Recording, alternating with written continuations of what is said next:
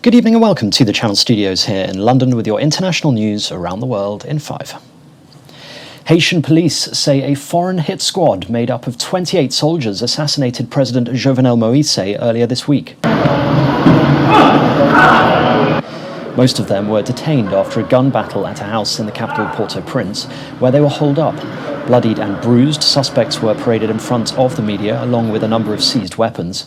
8 more suspects are still on the run, while 3 others were shot dead by police. Claude Joseph has taken command of the Haitian government, despite rival claims to his leadership.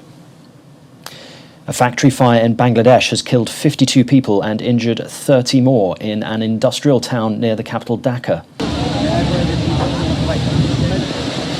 The blaze broke out on Thursday night at a ground floor of the juice factory Hashem Food and Beverage in the city of Rupganj. Casualty numbers could still rise as many workers are unaccounted for. Such accidents in factories, many of which operate illegally and without proper fire safety measures, are common in Bangladesh. An investigation has been launched after all 9 people on an airplane carrying skydivers that crashed in Sweden were pronounced dead. The plane was carrying 8 skydivers and a pilot when it crashed close to the runway at Örebro Airport west of Stockholm. The crash is thought to have happened as the plane was taking off. The Taliban have captured a major border crossing point between Afghanistan and Iran, that's according to Afghan officials. Video footage appears to show Taliban forces taking down the Afghan flag from the roof of the border customs house.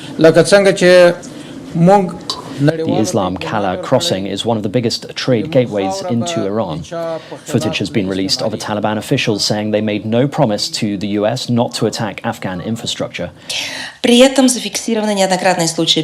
Russia's foreign ministry says the Taliban now controls 2/3 of the Afghan-Tajik border. The Olympic torch relay has arrived in Tokyo only to be moved to a small-scale stage instead of public roads. Torch relay runners performed the so-called torch kiss, in which the Olympic flame is passed on a stage as a small crowd of spectators confined to friends and family of the participants watched. The Japanese government has declared a state of emergency for Tokyo, and the Olympic minister has announced the Games will be held without spectators.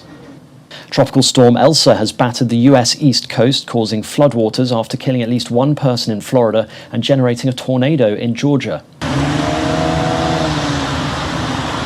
Elsa pummeled the tri-state region of New York, New Jersey and Connecticut and forced police to rescue more than a dozen motorists stranded on the major Deegan Expressway because of floods. Footage shows cars sitting in floodwaters that came to the tops of the tyre wheels and people attempting to walk in knee-deep. In Upper Manhattan, a witness shot video of the flooding at an intersection next to a subway entrance.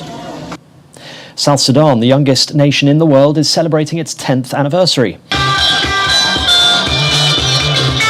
South Sudan gained its independence from neighbouring Sudan on the 9th of July 2011, but a decade later, the country is still seeing fighting that has killed hundreds of thousands and displaced millions.